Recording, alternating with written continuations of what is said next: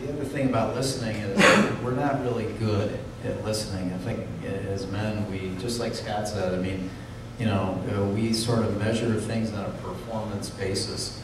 You know, we look, there's a plan and then there's a goal. Did you accomplish the goal? What's the shortest distance to get there? And then you move on to the next task. And, you know, when we're in that mindset, we sort of overlook the obvious.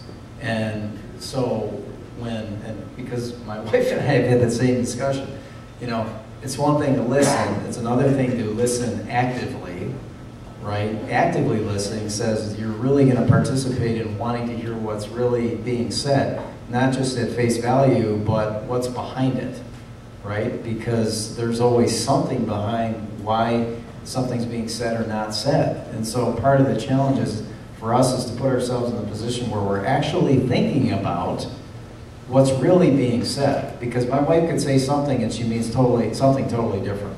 I mean, that's always a challenge I think that we have. So when we actively listen, our ears are open, but we have to be aware of what's going on around it to really hear the message. All right, very good. Okay, this is another question that comes from our group here this morning. And here it is. What advice can you give to a husband whose wife is now through menopause and no longer has the sex drive that she used to have?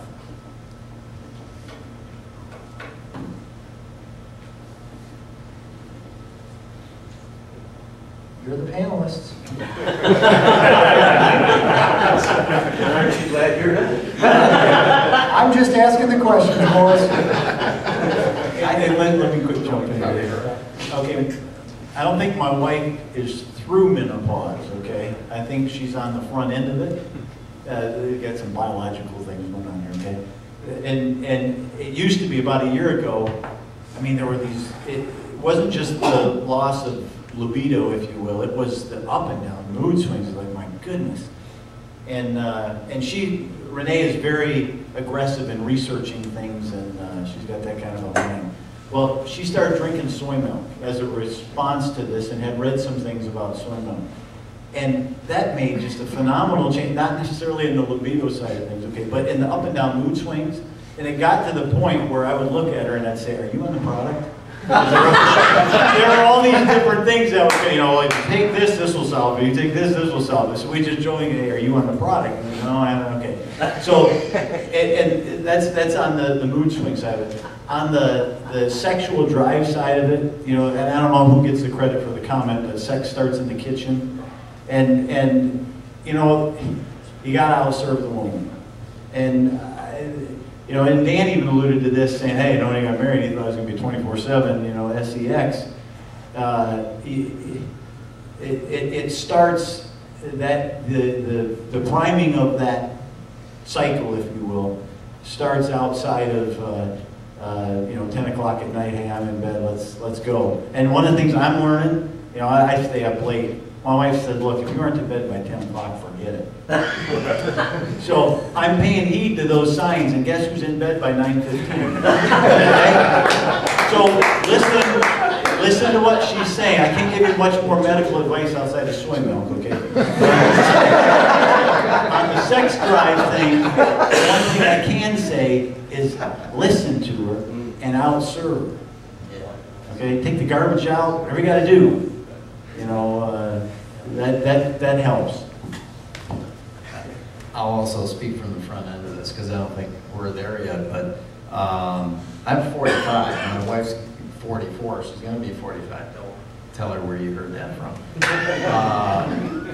But the last couple of weeks, 2-3 weeks, I've actually been reminded of this sort of change, and it's largely been through, you know, kids are graduating right now. There's a lot of discussion with different people. You're kind of reconnecting with people you haven't seen. And, you know, on some conversations I've been talking to, you know, some of the mutual friends of my wife's and ours who happen to be female, they're men too. And, you know, not long ago my wife said, you know, I think you were talking to her a little bit too long. And, you know, I mean, I just was like, I was just sort of, I was? And she said, yeah, it was about 20 minutes. And like, she was counting. And I sort of dismissed it. And then later on again, like 2-3 days later, she mentioned the same thing to me. And I said, but I was talking to guys at the same time I was talking to women. And, you know, but you were too long, you know. And so I've noticed some change going along. But I mean, you know, I guess in the old days, I would have just ignored that and said, oh, you know, it's, you know, whatever. You know, really, Yeah, right? whatever. Yeah. But even then I had that attitude, well, yeah, I mean, what's the big deal? Oh, maybe something's going on here. And so I started getting some clues of that. And then it was some other things that were kind of related to that. So it goes back to what I said before. If you're, you know, look at the verbal cues, listen intently, really have an eye for what's going on, but don't ignore the obvious. I mean, if she's coming out and telling you something, you gotta act on it. There's something you have to do, okay? So if that means the strategy side, you know, the planning side says, okay, well, I have to be able to deal with this. I have to be sensitive to what's going on, and then I have to act in the way that God would have me act. So whether that's plowing through the Bible, conversing with, you know, people who are in the same position, that's what we got to do. The key is that we do something, and it's proactive, and that we show our wives the love that they deserve. The last question fits in here. How are you going to fix that problem? Are you really supposed to fix that problem? Did Abraham fix that problem? Or did he wait on God to fix that problem? Amen. So if you go back to Proverbs chapter 5, it's a tremendous passage here beginning with verse 15 through 20, and it speaks to purity in the marriage, but there's some great phrases here. There's some great phrases here. One of them is rejoice with the wife of your youth. And then it also says, verse 19, and always be enraptured with her love. If she picks up, if a wife picks up or gets a sense of any rejection, or you're comparing her to other women, or with your eyes walking down the street comparing her to other women, you will exasperate that whole problem. We don't understand the fragility that goes with that, because we just go get Cialis. That's not from experience. I'm just saying that's what they all. Isn't that what the world does?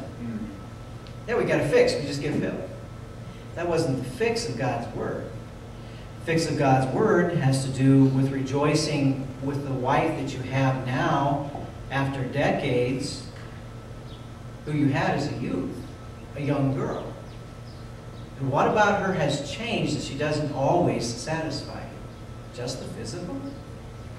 So sometimes it's also soul searching on our part. Not just, can't you find a doctor to do something? But there is much more to it. And, you know, one of the things, you know, it used to be that I was like where some of you 30-somethings are, okay? I would sit back there, gee, look at that guy, he's been married 50 years. Wow, I'll never live so long. But, you know, as time marches on, you look at these things and you listen to some of their advice. And I remember one of the older men, we had a senior citizens ministry with all, where we highlighted all of those who were married 50 years and older. And I purposely sat at their table and listened to their sage advice. And that one of them had a tremendous thing that at that time I just marked it in my mind, never thought about it, but I thought about it recently. Where he just simply said about his wife, he said, when I look at her, I don't see any wrinkles. I don't see any gray or colored hair. I just see that blushing girl who I first fell in love with. And you know that's very true. And if she sees that reflected in your eyes when she looks at you, I don't think the libido will be the biggest issue.